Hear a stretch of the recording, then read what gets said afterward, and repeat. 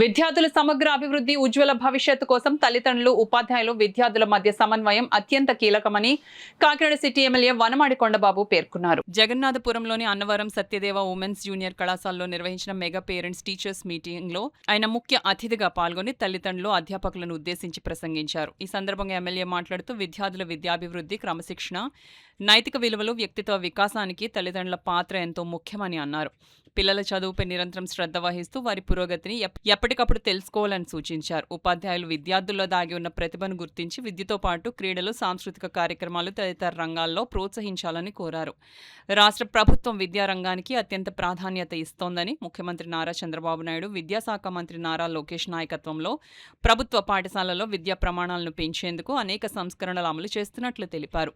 తల్లికి వందనం కార్యక్రమంతో పాటు మొదటిసారిగా ప్రభుత్వ విద్యా సంస్థల్లో కూడా ఈ కార్యక్రమాలను నిర్వహించడం అభినందనీయమని పేర్కొన్నారు. ఈ ఆలోచనను తీసుకొచ్చిన ముఖ్యమంత్రి చంద్రబాబు నాయుడు, విద్యాశాఖ మంత్రి నారా లోకేష్ కైన కృతజ్ఞతలు తెలిపారు. 1999లో తొలిసారిగా ఎమ్మెల్యేగా ఎన్నికైన సమయంలోనే ముఖ్యమంత్రి చంద్రబాబు నాయుడు ప్రభుత్వ పాఠశాలల అభివృద్ధిపై ప్రత్యేక దృష్టి పెట్టారని గుర్తు చేశారు. అప్పట్లోనే పాఠశాలలకు అదనపు తరగతి గదులు, మెరుగైన మౌలిక సదుపాయాలు, విద్యార్థులకు నాణ్యమైన మధ్యాహ్న భోజనం, త్రాగునీరు వంటి సదుపాయాల కల్పనకు చర్యలు ప్రారంభించామని చెప్పారు. విద్యార్థులకు మెరుగైన విద్యా వాతావరణం కల్పించడమే ప్రభుత్వ లక్ష్యమని అన్నారు. అనంతరం ఎమ్మెల్యే తల్లిదండ్రులు, ఉపాధ్యాయులతో ముఖాముఖి సమావేశమై విద్యా ప్రమాణాల పెంపు, కళాశాల అవసరాలు, విద్యార్థుల సంక్షేమం, మౌలిక సదుపాయాల అభివృద్ధి తదితర అంశాలపై చర్చించి వారి సూచనలు, అభిప్రాయాలను తెలుసుకున్నారు. కార్యక్రమంలో కళాశాల ప్రిన్సిపల్, అధ్యాపకులు, తల్లిదండ్రులు, విద్యార్థులు పాల్గొన్నారు. అందరూ కూడా చాలా మంది చూశాను. ఈ సంవత్సరం నేను ఎన్నికైన తర్వాత ప్రభుత్వ పాఠశాలన్నీ కూడా బాగా డెవలప్ చేస్తాం మనం. కానీ పిల్లలందరూ కూడా చాలామంది తల్లిదండ్రులు ప్రైవేట్ పాఠశాలను చదివిస్తున్నారు.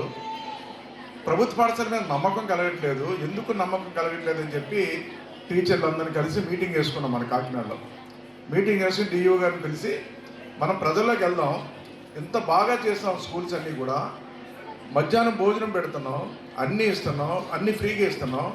అయినప్పుడు కూడా పేదవాళ్ళకు చాలామంది ప్రైవేట్ పాఠశాలలో చదివిస్తున్నారు. ఎందుకు చదివిస్తున్నారు, మనం ఇంటింటికి వెళ్దామని చెప్పి ప్లాన్ చేసుకున్నామండి.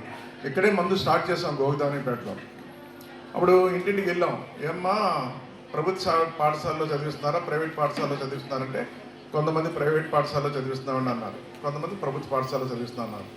ప్రైవేట్ పాఠశాలలో చదివించే వాళ్ళని అడిగాం ఇంటికి వెళ్ళి, ఏమ్మా ఏం చేస్తారు మీ ఆయన అంటే ఆటో తోలుతారన్నారు.